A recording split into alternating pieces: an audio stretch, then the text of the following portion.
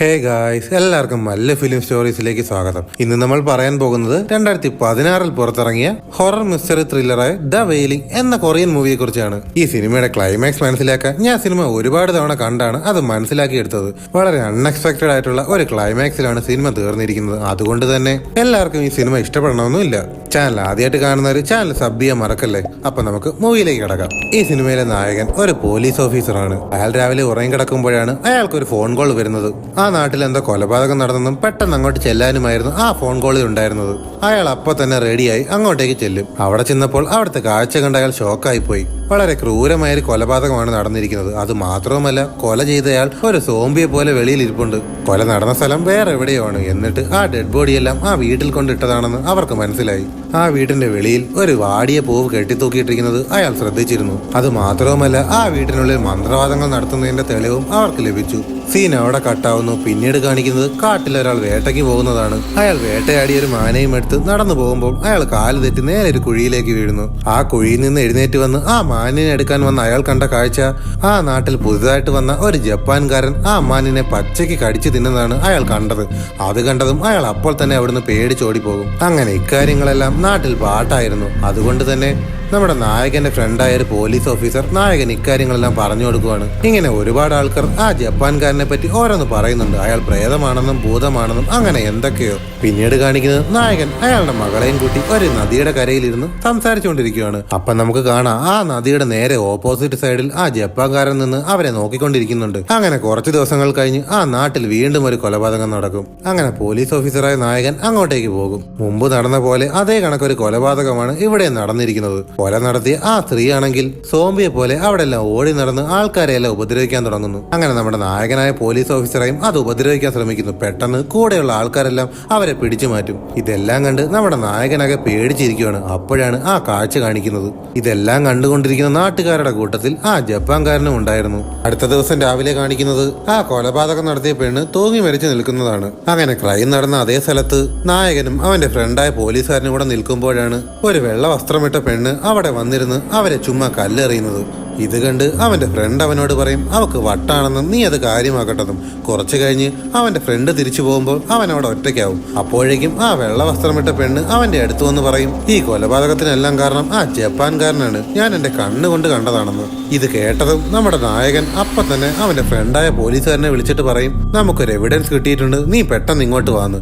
അതും പറഞ്ഞ് അവൻ ഫോൺ കട്ട് ചെയ്ത് കഴിയുമ്പോൾ ആ പെണ്ണിനെ അവിടെയും കാണില്ല. അങ്ങനെ നായകൻ ആ പെണ്ണിനെയും തപ്പി അവിടെ എല്ലാം നടക്കും. അപ്പോഴാണ് അവൻ ആ ജപ്പാൻകാരനെ കാണുന്നത്. ആ ജപ്പാൻകാരൻ അവനെ കൊല്ലാനായി അവന്റെ അടുത്തേക്ക് വരും.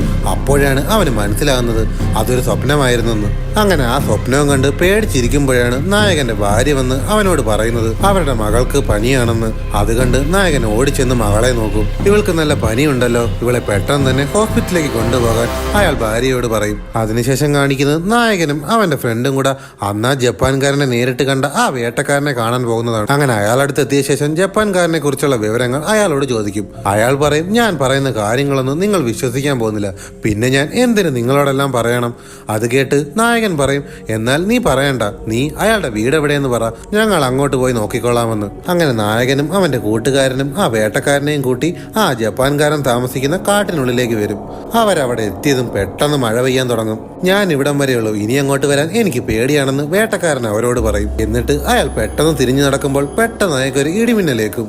അപ്പോൾ തന്നെ നായകനും അവന്റെ ഫ്രണ്ടും കൂടെ ആ വേട്ടക്കാരനെ ഹോസ്പിറ്റലിൽ എത്തിക്കും. അങ്ങനെ ഹോസ്പിറ്റലിൽ എത്തുമ്പോഴാണ് അവിടെ ഒരു മുറിയിൽ എന്തൊക്കെയോ ബഹളങ്ങൾ നടക്കുന്നത് നമ്മുടെ നായകൻ കാണുന്നത്. അതെന്താണെന്നറിയാൻ അയാൾ അങ്ങോട്ട് പോയി നോക്കും. അവിടെ കണ്ട കാഴ്ച കണ്ട് അയാൾ ഷോക്കായി പോകും. കാരണം ദേഹത്തൊക്കെ കുരുക്കൾ പോലെ എന്തോ ഒരു അസുഖം വന്ന ഒരാൾ സോംബിയെ പോലെ അവിടെ കിടന്ന് അലർന്നതാണ് നമ്മുടെ നായകൻ കാണുന്നത്. പെട്ടെന്ന് തന്നെ അയാൾ മരിച്ചു വീഴുന്നു. ഇതെല്ലാം കണ്ട് പേടിച്ച് നായകൻ വീട്ടിലേക്ക് ചെല്ലുമ്പോഴാണ് ആ കാഴ്ച കാണുന്നത്. തന്റെ മകൾ പനി പിടിച്ച് അവിടെ കിടന്ന് കരയുവാണ്. കുറച്ചു കഴിഞ്ഞ് അവൾ ഉറങ്ങിപ്പോകും. എന്നിട്ട് അടുത്ത ദിവസം നായകൻ എണീക്കുമ്പോൾ കണ്ട കാഴ്ച തന്റെ മകൾ വീട്ടിലുള്ള ഫുഡെല്ലാം വാരി വലിച്ചു തിന്നുന്നതാണ് അയാൾ കണ്ടത്. അത് മാത്രമല്ല അയാളുടെ മകൾ മീൻ കഴിക്കില്ലായിരുന്നു. പക്ഷേ ഇപ്പോൾ അവൾ മീനൊക്കെ വാരി വലിച്ചു തിന്നുന്നു. എന്തോ പ്രശ്നമുണ്ടെന്ന് അയാൾക്ക് മനസ്സിലായി. അപ്പോൾ തന്നെ നമ്മുടെ നായകന്റെ അമ്മ വന്ന് അവനോട് പറയും ഇവൾക്ക് എന്തോ കുഴപ്പമുണ്ട്, ഇവളുടെ ദേഹത്ത് എന്തോ ബാധ കയറിയെന്ന് തോന്നുന്നത്, നമുക്ക് പെട്ടെന്ന് തന്നെ ഒരു മന്ത്രവാദി കാണാമെന്ന് അവർ പറഞ്ഞു. അങ്ങനെ അടുത്ത ദിവസം നായകനും അവന്റെ ഫ്രണ്ടായ പോലീസുകാരനും കൂടെ ആ ജപ്പാൻകാരന്റെ വീട്ടിൽ പോകാൻ തീരുമാനിക്കുന്നു. അതുകൊണ്ട് തന്നെ അവിടെ നമ്മുടെ ചർച്ചിലുള്ള ജാപ്പനീസ് അറിയാവുന്ന ഫാദർ ആവാൻ പഠിക്കുന്ന ഒരു പയ്യനെയും അവർ കൂടെ കൂട്ടുന്നു. അങ്ങനെ അവർ 3 പേരും കൂടെ ആ ജപ്പാൻകാരന്റെ വീട്ടിലെത്തുന്നു. അവരവിടെ ചെന്നപ്പോ ആ ജപ്പാൻകാരൻ ആ വീട്ടിലില്ലായിരുന്നു. അതുകൊണ്ട് തന്നെ അവർ വീട് മൊത്തം അന്വേഷണം തുടങ്ങി. അതിലൊരു റൂമിൽ നായകൻ കയറിയപ്പോൾ അതിനുള്ളിൽ മന്ത്രവാദം ചെയ്യുന്നുണ്ടെന്ന് അയാൾക്ക് മനസ്സിലായി. അതേസമയം നായകന്റെ ഫ്രണ്ടായ പോലീസുകാരൻ മറ്റൊരു റൂമിൽ കയറി നോക്കും. അവിടെ കണ്ട കാഴ്ച കണ്ട് അയാൾ ഞെട്ടിപ്പോകും. ഇതുവരെ മരിച്ച എല്ലാരെയും ഫോട്ടോ ആ റൂമിലുണ്ടായിരുന്നു. അത് മാത്രവുമല്ല, ജീവനുള്ളവരുടെ ഫോട്ടോയും അതിലുണ്ടായിരുന്നു. ഇനി കൊല്ലാൻ ലക്ഷ്യം വെച്ചിരിക്കുന്നവരുടെ ഫോട്ടോയാണെന്ന് അയാൾക്ക് മനസ്സിലായി. ഇതെല്ലാം കണ്ട് ആ പോലീസുകാരൻ പേടിച്ചു നിൽക്കുമ്പോഴാണ് ആ ജപ്പാൻകാരൻ അങ്ങോട്ട് വരുന്നത്. അയാളെ കണ്ടതും അവർ പേടിച്ചു പോകും. അവർ അപ്പോ തന്നെ സോറി സാർ, അറിയാതെ വന്നതാണെന്ന് പറഞ്ഞ് അവർ അപ്പൊ തന്നെ അവിടെ സ്ഥലം വിടും. അങ്ങനെ അവർ കാറിൽ വീട്ടിലേക്ക് പൊയ്ക്കൊണ്ടിരിക്കുമ്പോഴാണ് നായകന്റെ ഫ്രണ്ട് സങ്കടപ്പെട്ടിരിക്കുന്നത് അയാൾ കാണുന്നത്. നീ എന്താ ഇങ്ങനെ പേടിച്ചിരിക്കുന്നതെന്ന് നായകൻ ചോദിക്കുമ്പോൾ അയാൾ പറയും, അവൻ തന്നെ ക്രിമിനൽ, അവൻ തന്നെ എല്ലാത്തിന്റെയും പിന്നിൽ. എനിക്കറിയാം, നമുക്ക് ഉടനെ തന്നെ അവനെ അറസ്റ്റ് ചെയ്യണമെന്ന്. ഇനി നമ്മൾ അവനെ അറസ്റ്റ് ചെയ്തില്ലെങ്കിൽ നമ്മൾ ഇനിയും ഇതുപോലുള്ള കൊലപാതകങ്ങൾ കാണേണ്ടി വരുമെന്ന് അയാൾ പറഞ്ഞു. ഇതും പറഞ്ഞ് അയാൾ ഒരു ഷൂ എടുത്ത് നായകനെ കാണിക്കുവാണ്. ആ ഷൂ മറ്റാരുടെയും അല്ലായിരുന്നു, നായകന്റെ മകളുടെ ഷൂ ആയിരുന്നു അത്. ഇതുവരെ മരിച്ചവരുടെ ഫോട്ടോ എല്ലാം അവിടെ ഉണ്ടായിരുന്നു. ഇനി കൊല്ലാൻ ലക്ഷ്യം വെച്ചവരുടെ ഫോട്ടോയും അവിടെ ഉണ്ടായിരുന്നു. അത് മാത്രവുമല്ല, ഇനി കൊല്ലാൻ ലക്ഷ്യം വെച്ചിരിക്കുന്നവരുടെ സാധനങ്ങൾ അടിച്ചു മാറ്റി അതിൽ അവരുടെ പേരെഴുതി വെക്കും. നിന്റെ മകളെയാണ് ഇനി അയാൾ ലക്ഷ്യം വെച്ചിരിക്കുന്നത്. ഇതെല്ലാം കേട്ടതും നമ്മുടെ നായകനാകെ ദേഷ്യം വരും. അയാൾ അപ്പൊ തന്നെ വീട്ടിലേക്ക് ചെല്ലും. എന്നിട്ട് അയാളുടെ മകളോട് ചോദിക്കും, നിന്റെ ഷൂ എവിടെയെങ്കിലും കളഞ്ഞു പോയോന്ന്. ഇത് കേട്ട് അവൾ ഇല്ലെന്ന് പറയും. അയാൾ ആ ഷൂ കാണിച്ചിട്ട് ഇത് നിന്റെ ഷൂ അല്ലേ എന്ന് ചോദിക്കുമ്പോൾ അവൾ പറയും, എനിക്ക് ഇങ്ങനെ ഒരു ഷൂ ഇല്ലെന്ന്. അത് കഴിഞ്ഞ് അയാൾ ചോദിക്കും, നീ ആ ജപ്പാൻകാരനെ കണ്ടോ? അയാളുമായി നിനക്ക് എന്ത് ബന്ധമുള്ളത്? ഇത് കേട്ടതിന് ശേഷം അയാളുടെ മകൾ അയാളോട് ദേഷ്യപ്പെടാൻ തുടങ്ങും. ഇതൊന്നും നിനക്ക് ആവശ്യമില്ലാത്ത കാര്യങ്ങളാണ്, നീ ഇതിലൊന്നും ഇടപെടണ്ട എന്നും പറഞ്ഞ് അയാളുടെ മകൾ അയാളോട് ദേഷ്യപ്പെടാൻ തുടങ്ങും. ഇതെല്ലാം കണ്ടതും അയാൾക്ക് മനസ്സിലാവും ആ ജപ്പാൻകാരന്റെ വലയത്തിൽ തന്റെ മകളും പെട്ടുപോയെന്ന്. അങ്ങനെ അന്ന് രാത്രി തന്റെ മകളുടെ ബുക്കുകളെല്ലാം അയാൾ പരിശോധിക്കും. അതിൽ എന്തൊക്കെ എഴുതി വെച്ചിരിക്കുന്നതെന്ന് അയാൾക്ക് തന്നെ മനസ്സിലായില്ല. അതിനുശേഷം അയാൾ ഉറങ്ങിക്കിടന്ന തന്റെ മകളെ പരിശോധിക്കും. അപ്പോൾ അയാൾ കണ്ട കാഴ്ച അവളുടെ ദേഹം മൊത്തം കുരുക്കൾ പോലെ എന്തോ ഒരു അസുഖം വന്നിരിക്കുന്നതാണ്. മുമ്പ് ഇങ്ങനെ ഒരു അസുഖം വന്ന ഒരാൾ മരിക്കുന്നത് നമ്മുടെ നായകൻ ഹോസ്പിറ്റലിൽ വെച്ച് കണ്ടതാണ്. അതുകൊണ്ട് തന്നെ ഇത് കണ്ടതോടുകൂടി നമ്മുടെ നായകനാകെ പേടിച്ചു പോകും. അങ്ങനെ അടുത്ത ദിവസം നായകനും ആ ജപ്പാൻ ഭാഷ അറിയാവുന്ന ആ ഫാദറും കൂടി ആ ജപ്പാൻകാരന്റെ വീട്ടിലേക്ക് പോകും. എന്നാൽ അയാൾ വീടൊക്കെ പരിശോധിക്കുമ്പോൾ അവിടെ ഒരു ഫോട്ടോ പോലും കാണില്ല. ആ ഫോട്ടോ എവിടെയെന്ന് ജപ്പാൻകാരന് ചോദിക്കുമ്പോൾ അയാൾ പറയും, ഞാൻ അതെല്ലാം കത്തിച്ചു കളഞ്ഞെന്ന്. ഇത് കണ്ട് ദേഷ്യമെന്ന് നായകൻ ആ ജപ്പാൻകാരന്റെ വീടെല്ലാം അടിച്ച് നശിപ്പിച്ച് അയാളുടെ പട്ടിയെയും കൊന്നുകളയും. എന്നിട്ട് അയാളോട് പറയും, നീ ഈ നാട് വിട്ടു പോയില്ലെങ്കിൽ നിന്റെ പട്ടിക്കുണ്ടായ അവസ്ഥയായിരിക്കും നിനക്കും വരാൻ പോകുന്നതെന്ന്. അതിനുശേഷം നായകന്റെ മകളെ അവർ ഹോസ്പിറ്റലിലേക്ക് കൂട്ടിക്കൊണ്ടുപോകും. അവിടെ ചെന്ന് ഡോക്ടർ ചെക്ക് ചെയ്തിട്ട് പറയും, ഇതുപോലുള്ള അസുഖങ്ങൾ നാട്ടിൽ കുറെ പേർക്ക് വരുന്നുണ്ട്, അതുകൊണ്ട് സൂക്ഷിക്കണമെന്ന് പറയും. അങ്ങനെ അടുത്ത ദിവസം രാവിലെ നായകൻ ഉറക്കമണിക്കുമ്പോൾ തന്റെ ഭാര്യ നിലവിളിക്കുന്ന ശബ്ദമാണ് അയാൾ കേട്ടത്. എന്താണെന്ന് വെച്ചാൽ അവരുടെ വീട്ടിന് മുന്നിൽ ആരോ ആടിനെ കൊന്ന് കെട്ടിത്തൂക്കിയിട്ടിരിക്കുകയാണ്. നമ്മുടെ നായകൻ അവിടെ നിന്ന് എഴുന്നേൽക്കാൻ ശ്രമിക്കുന്നുണ്ട്. എന്നാൽ അയാൾക്ക് അതിന് കഴിഞ്ഞില്ല. അതുകൊണ്ട് അപ്പൊ തന്നെ നായകന്റെ ഭാര്യയും അയാളുടെ അമ്മയും കൂടെ അയാളെ ഹോസ്പിറ്റലിലേക്ക് കൊണ്ടുപോകും. അങ്ങനെ ഹോസ്പിറ്റലിൽ കിടക്കുമ്പോൾ അയാൾ ഭാര്യയോട് ചോദിക്കും, നമ്മുടെ മകൾ എവിടെയെന്ന്. അവൾ പറയും, അവളെ ഞാൻ അടുത്ത വീട്ടിലാക്കിയിട്ടാ വന്നതെന്ന്. ഇത് കേട്ട് നായകൻ ദേഷ്യപ്പെടും. വയ്യാതിരിക്കുന്ന ഒരു കുട്ടിയാണോ തൊട്ടടുത്ത വീട്ടിലാക്കിയിട്ട് വരുന്നത്? നായകൻ അപ്പൊ തന്നെ ഹോസ്പിറ്റലിൽ നിന്ന് ഇറങ്ങി ആ വീട്ടിലേക്ക് ചെല്ലും. അവിടെ കണ്ട കാഴ്ച, ആ വീട്ടിലുണ്ടായിരുന്ന സ്ത്രീയെ നായകന്റെ മകൾ ഒരു കത്തി വെച്ച് കുത്തി കൊന്നിട്ടിരിക്കുകയാണ്. അവിടേക്ക് അപ്പോൾ തന്നെ പോലീസും ആംബുലൻസും എല്ലാം വരും. നായകന്റെ ഫ്രണ്ട് അങ്ങോട്ട് വന്ന് പറയും, ആ ജപ്പാൻകാരനാണ് ഇതിനെല്ലാം കാരണം, നമ്മൾ എന്തെങ്കിലും ചെയ്തേ പറ്റുമെന്ന്. അങ്ങനെ അടുത്ത ദിവസം നായകൻ ഒരു മന്ത്രവാദിയെ കാണാൻ പോകും. അങ്ങനെ ആ മന്ത്രവാദി അവരെ വീട്ടിലേക്ക് വരും. ആ മന്ത്രവാദി അവരെ വീടെല്ലാം ഫുള്ള് ചെക്ക് ചെയ്തിട്ട് പറയും, എല്ലാത്തിനും കാരണം ആ ജപ്പാൻകാരനാണെന്ന്. ഒരു പൂജയുണ്ട്, ആ പൂജ ചെയ്തു കഴിഞ്ഞാൽ അയാളെ എന്നേക്കുമായി ഇല്ലാതാക്കാൻ സാധിക്കുമെന്ന് ആ മന്ത്രവാദി നായകനോട് പറയും. അത് മാത്രവുമല്ല, ആ പൂജ തുടങ്ങിക്കഴിഞ്ഞാൽ അത് നിർത്താനേ പാടില്ല. അങ്ങനെ ചെയ്തു കഴിഞ്ഞാൽ അത് നിങ്ങളുടെ കുടുംബത്തിന് തന്നെ ആപത്താണ്. അങ്ങനെ നായകൻ എല്ലാം സമ്മതിക്കും. അങ്ങനെ പൂജ ചെയ്യാൻ തുടങ്ങും. ഇതേസമയം ആ ജപ്പാൻകാരനും അയാളുടെ വീട്ടിൽ എന്തൊക്കെയോ പൂജ ചെയ്യുമായിരുന്നു. അങ്ങനെ മന്ത്രവാദി ഓരോ പൂജകൾ ചെയ്ത് ഒരു ആണി എടുത്ത് ഒരു പാവയിലടിക്കും. അയാൾ ഓരോ ആണി അടിക്കുമ്പോഴേക്കും നായകന്റെ മകൾക്കും പിന്നെ ആ ജപ്പാൻകാരനും വേദന എടുക്കുന്നുണ്ടായിരുന്നു. അവർ രണ്ടുപേരും വേദന കൊണ്ട് നിലവിളിക്കാൻ തുടങ്ങും. ജപ്പാൻകാരനാവട്ടെ വേദന സഹിക്കാൻ വയ്യാതെ അവസാനം ബോധം കെട്ട് വീഴും. ഇതേസമയം നായകന്റെ മകളും വേദന സഹിക്കാൻ വയ്യാതെ നിലവിളിക്കുമായിരുന്നു. ഇതെല്ലാം കണ്ട് സഹിക്കാൻ വയ്യാതെ നായകൻ അപ്പൊ തന്നെ അവിടെ ചെന്ന് ആ പൂജയെല്ലാം മുടക്കും. അതേസമയം ആ ജപ്പാൻകാരൻ അവിടെ എഴുന്നേൽക്കും. അപ്പോഴാണ് അയാൾ അത് കാണുന്നത്. ആ വെള്ള വസ്ത്രമിട്ട ആ പെണ്ണ് ആ ജപ്പാൻകാരന്റെ വീടിന് മുന്നിൽ നിൽക്കുന്നത് അയാൾ കാണും. ഇതേസമയം നായകനാവട്ടെ അയാളുടെ മകളെയും കൂട്ടി നേരെ ഹോസ്പിറ്റലിലേക്ക് പോകും. ഇതെല്ലാം കണ്ട് ദേഷ്യം വന്ന നായകൻ അവന്റെ കൂട്ടുകാരെയും കൂട്ടി ആ ജപ്പാൻകാരനെ കൊല്ലാനായി അയാളുടെ വീട്ടിനടുത്തേക്ക് പോകും. എന്നാൽ അയാളുടെ വീട്ടിൽ ചെല്ലുമ്പോൾ അയാൾ അവിടെ ഉണ്ടായിരുന്നില്ല. പകരം അവിടെ സോംബിയെ പോലെ അസുഖം ബാധിച്ച ഒരാൾ മാത്രമേ അവിടെ ഉണ്ടായിരുന്നുള്ളൂ. അയാൾ വന്ന് അവരെ എല്ലാരെയും ആക്രമിക്കാൻ തുടങ്ങും. അവർ എന്തൊക്കെ ചെയ്തിട്ടും ആ സാധനത്തിനെ കൊല്ലാൻ അവർക്ക് ആർക്കും സാധിച്ചില്ല. എന്നാൽ കുറച്ചു കഴിയുമ്പോൾ അത് തനിയെ മരിച്ചു വീഴുന്നതാണ് അവർ കണ്ടത്. അപ്പോഴാണ് ആ ജപ്പാൻകാരൻ കാട്ടിൽ ഒളിച്ചിരുന്ന് ഇതെല്ലാം കാണുന്നത് അവർ കണ്ടത്. അവർ അപ്പോ തന്നെ ആ ജപ്പാൻകാരനെ കൊല്ലാനായി അയാളെ ഓട്ടിക്കും. എന്നാൽ ആ ജപ്പാൻകാരനെ പിടിക്കാൻ അവർക്ക് സാധിച്ചില്ല. അയാൾ രക്ഷപ്പെട്ട് കളഞ്ഞു. അങ്ങനെ ആകെ സങ്കടപ്പെട്ട് നായകനും കൂട്ടുകാരും തിരിച്ച് വീട്ടിലേക്ക് പോകുമ്പോഴാണ് ആ ജപ്പാൻകാരന്റെ ഡെഡ് ബോഡി അവരുടെ കാറിന് മുന്നിലേക്ക് വന്നു വീഴുന്നത്. എന്തായാലും ശരി, ഇവൻ മരിച്ചല്ലോ, ഇനി ഇവന്റെ ശല്യം ഉണ്ടാവില്ല. അതും പറഞ്ഞ് ആ ജപ്പാൻകാരന്റെ ബോഡി അവർ നേരെ എടുത്തൊരു കൊക്കയിലേക്ക് വലിച്ചെറിയും. അപ്പോഴാണ് ആ കാഴ്ച കാണിക്കുന്നത്. ഇതെല്ലാം ആ വെള്ള വസ്ത്രമിട്ട ആ പെണ്ണ് മലയുടെ മുകളിൽ നിന്ന് കണ്ടോണ്ടിരിക്കുന്നുണ്ട്. നായകൻ നേരെ തന്റെ മകൾ കിടക്കുന്ന ഹോസ്പിറ്റലിലേക്ക് ചെല്ലും. തന്റെ മകളുടെ അസുഖങ്ങളെല്ലാം മാറി അവളുടെ അമ്മയുടെ കൂടെ ഇരിക്കുന്നതാണ് നായകൻ കാണുന്നത്. ഇത് കണ്ടതും നമ്മുടെ നായകൻ സന്തോഷമാവും. ആ ജപ്പാൻകാരൻ മരിച്ചതോട് ഇനി പ്രശ്നങ്ങളൊന്നും ഉണ്ടാവില്ലെന്ന് അയാൾ കരുതും. ഇതേ സമയമാവട്ടെ ആ മന്ത്രവാദി നായകനെ ഫോൺ വിളിക്കും. എന്നാൽ അയാൾ ഫോൺ എടുക്കില്ല. അയാൾ ഫോൺ എടുക്കാത്തത് കൊണ്ട് തന്നെ ആ മന്ത്രവാദി നേരെ നായകന്റെ വീട്ടിലേക്ക് ചെല്ലും. അപ്പോഴാണ് ആ വെള്ള വസ്ത്രമിട്ട പെൺകുട്ടി നായകന്റെ വീടിന് മുന്നിൽ നിൽക്കുന്നത് ആ മന്ത്രവാദി കാണുന്നത്.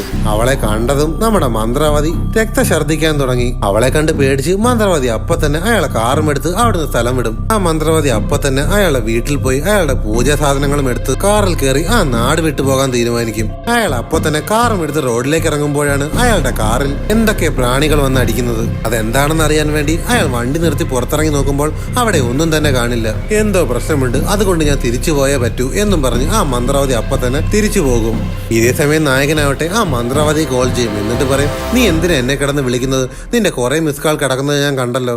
ഇത് കേട്ട് മന്ത്രവാദി പറയും, നീ ഇപ്പൊ എവിടെയുണ്ട്? നീ ഇപ്പൊ എവിടെയുണ്ടെങ്കിലും പെട്ടെന്ന് തന്നെ നീ നിന്റെ മകളുടെ അടുത്തേക്ക് പോകണം. എനിക്കൊരു തെറ്റ് പറ്റിപ്പോയി. ഞാൻ കരുതി ആ ജപ്പാൻകാരനാണ് ഇതിനെല്ലാം കാരണമെന്ന്. എന്നാലല്ല, ആ വെള്ള വസ്ത്രമിട്ട പെണ്ണാണ് ഇതിനെല്ലാം കാരണം. നാട്ടിൽ ഇത്രയും കൊലപാതകം നടക്കാനും എല്ലാത്തിനും കാരണം ആ പെണ്ണാണ്. അതുകൊണ്ട് തന്നെ ആ പെണ്ണ് നിന്റെ വീട്ടിലെത്തുന്നതിന് മുമ്പേ നീ നിന്റെ മകളുടെ അടുത്തെത്തണമെന്ന് ആ മന്ത്രവാദി നായകനോട് പറയും. നായകൻ അപ്പോ തന്നെ തന്റെ വീട്ടിലേക്ക് പോകും. എന്നാൽ വീട്ടിൽ ചെന്ന് അവിടെയെല്ലാം നോക്കുമ്പോൾ തന്റെ മകൾ അവിടെ ഉണ്ടായിരുന്നില്ല. അങ്ങനെ തന്റെ മകളെയും അന്വേഷിച്ച് അയാൾ അവിടെയെല്ലാം നടക്കും. അപ്പോഴാണ് അയാളുടെ വീടിന്റെ അടുത്ത് ആ വെള്ള വസ്ത്രമിട്ട പെണ്ണ് നിൽക്കുന്നത് അയാൾ കാണുന്നത്. ഇതേ സമയം ആ ഫാദർ ആവാൻ പഠിക്കുന്ന പയ്യൻ ആ ജപ്പാൻകാരനെ തിരക്കി അയാളുടെ വീട്ടിലേക്ക് പോകും. എന്നാൽ അയാൾ ആ വീട്ടിലില്ലായിരുന്നു. അപ്പോഴാണ് തൊട്ടടുത്തൊരു ഗുഹ കാണുന്നത്. അയാൾ ആ ഗുഹയിലേക്ക് ഇറങ്ങി നോക്കും. അപ്പോഴാണ് നേരത്തെ മരിച്ചുപോയ ആ ജപ്പാൻകാരൻ അകത്തിരുന്ന് എന്തോ പൂജ ചെയ്യുന്നത് അവൻ കാണുന്നത്. ഇതേസമയം നായകൻ ആ വെള്ള വസ്ത്രപ്പെട്ട പെണ്ണിനോട് എന്റെ മകൾ എവിടെയെന്ന് ചോദിക്കും. നിന്റെ മകൾ ഇപ്പോൾ നിന്റെ വീടിനകത്ത് തന്നെ ഉണ്ടെന്ന് അവൾ പറയും. എന്നാൽ നീ ഇപ്പൊ വീടിനകത്തേക്ക് പോകാൻ പാടില്ല. അങ്ങനെ പോയാൽ നിന്റെ വീട്ടിലുള്ള എല്ലാവരും മരിക്കും. അവിടെ ഒരു പൂവൻകോഴി 3 തവണ കൂവും. അതിനുശേഷം മാത്രമേ നീ വീട്ടിലേക്ക് പോകാവൂ. ഇല്ലെങ്കിൽ നിന്റെ വീട്ടിലുള്ള എല്ലാവരും മരിച്ചു പോകും. ഇതേ സമയം ഗുഹയിലാണെങ്കിൽ അവൻ ആ ജപ്പാൻകാരനോട് പറയും, നീ ആരാ? നീ എന്തിനാ ഇവിടെ വന്ന്? സത്യം നീ എന്നോട് പറയണം, ഇല്ലെങ്കിൽ നിന്നെ ഞാൻ ഇവിടെ വെച്ച് കൊല്ലുമെന്ന് ആ ജപ്പാൻകാരനോട് അവൻ പറയും. ഇതെല്ലാം കേട്ട് ആ ജപ്പാൻകാരൻ ചിരിക്കാൻ തുടങ്ങും. നീ എന്നെ കൊല്ലാനോ? ഇനി ഇവിടുന്ന് തിരിച്ചു പോകണമെങ്കിൽ നിനക്ക് എന്റെ അനുവാദം വേണം. ഇത് കണ്ട് അവൻ പേടിച്ച് നിൽക്കുമ്പോഴാണ് ആ ജപ്പാൻകാരൻ ഒരു ക്യാമറ എടുത്ത് അവന്റെ ഫോട്ടോസ് എടുക്കാൻ തുടങ്ങുന്നത്. പെട്ടെന്ന് തന്നെ ആ ജപ്പാൻകാരന്റെ ശരീരവും മുഖവും എല്ലാം മാറാൻ തുടങ്ങും. അയാൾ ഒരു രാക്ഷസനെ പോലെ ആവാൻ തുടങ്ങും. തലയിൽ കൊമ്പൊക്കെ വന്ന് കണ്ണൊക്കെ ചോര കളറിലാവും. ഇതേസമയം ആ മന്ത്രവാദി നമ്മുടെ നായകനെ വിളിച്ചിട്ട് പറയും, നീ അവൾ പറയുന്ന ഒന്നും തന്നെ കേൾക്കരുത്. നീ പെട്ടെന്ന് തന്നെ നിന്റെ മകളുടെ അടുത്തേക്ക് പോകണം. നായകൻ അപ്പോ തന്നെ ആ വെള്ള വസ്ത്രമിട്ട പെണ്ണ് പറയുന്നത് കേൾക്കാതെ ഓടി അയാളുടെ വീട്ടിലേക്ക് ചെല്ലും. അയാൾ ആ വീടിനകത്തേക്ക് കയറുന്നതും അയാളുടെ വീടിന് വെളിയിൽ കെട്ടിത്തൂക്കിയിടുന്ന ഒരു പൂവാടാൻ തുടങ്ങും. അങ്ങനെ അയാൾ വീടിനകത്ത് ചെല്ലും. വീടിനകത്ത് കണ്ട കാഴ്ച കണ്ട് അയാൾ ഞെട്ടിപ്പോകും. തന്റെ മകൾ തന്റെ ഭാര്യയെയും അമ്മയെയും കൊന്നു. നായകൻ അങ്ങോട്ട് വരുന്നത് കണ്ട് അവനെയും അവൾ കൊല്ലും. അങ്ങനെ എല്ലാരെയും കൊന്ന ശേഷം നായകന്റെ മകൾ വീടിന് ഫ്രണ്ടിൽ വന്നിരിക്കും. അപ്പോഴാണ് ആ മന്ത്രവാദി അങ്ങോട്ട് വരുന്നത്. അയാൾ അകത്തേക്ക് കയറി വന്ന് അവിടെ മരിച്ചു കിടക്കുന്ന എല്ലാവരുടെയും ഫോട്ടോ എടുക്കും. എന്നിട്ട് അയാൾ തിരിച്ച് കാറിനടുത്തേക്ക് വരുമ്പോഴാണ് അയാളുടെ കൈ തട്ടിയൊരു പെട്ടി താഴെ വീഴുന്നത്. ആ പെട്ടിക്കുള്ളിൽ ഉണ്ടായിരുന്നത് അന്ന് ആ ജപ്പാൻകാരന്റെ വീട്ടിൽ ഉണ്ടായിരുന്ന പോലുള്ള ഫോട്ടോസ് ആയിരുന്നു. എല്ലാം മരിച്ചവരുടെ ഫോട്ടോസ്. ഇത്രയും കാണിച്ചതും സിനിമ ഇവിടെ അവസാനിക്കുന്നു. ഒരുപാട് ചോദ്യങ്ങൾ ബാക്കി നിർത്തിക്കൊണ്ടാണ് സിനിമ ഇവിടെ അവസാനിക്കുന്നത്. ഈ സിനിമയുടെ ക്ലൈമാക്സ് എന്താണെന്ന് മനസ്സിലാവണമെങ്കിൽ ആ ജപ്പാൻകാരൻ, ആ വെള്ള വസ്ത്രമിട്ട പെണ്ണ്, പിന്നെ ആ മന്ത്രവാദി, അവർ 3 പേരുടെയും ക്യാരക്ടർ എന്താണെന്ന് മനസ്സിലാക്കണം. ആ വൈറ്റ് ഡ്രസ് ഇട്ട പെണ്ണിനെ ഒരു നല്ല ആത്മാവായിട്ടാണ് ഇതിൽ കാണിക്കുന്നത്. പിന്നെ ആ മന്ത്രവാദി ആ ജപ്പാൻകാരന്റെ കൂടെ ഉള്ളതാണ്. അവർ രണ്ടുപേരും ഒരുമിച്ചാണ് ഈ കൊലപാതകങ്ങളൊക്കെ ചെയ്യുന്നത് നമുക്ക് മനസ്സിലാക്കാൻ സാധിക്കും. ഇതെല്ലാം തടയാനാണ് ആ വെള്ള വസ്ത്രമിട്ട പെൺകുട്ടി ശ്രമിച്ചുകൊണ്ടിരുന്നത്.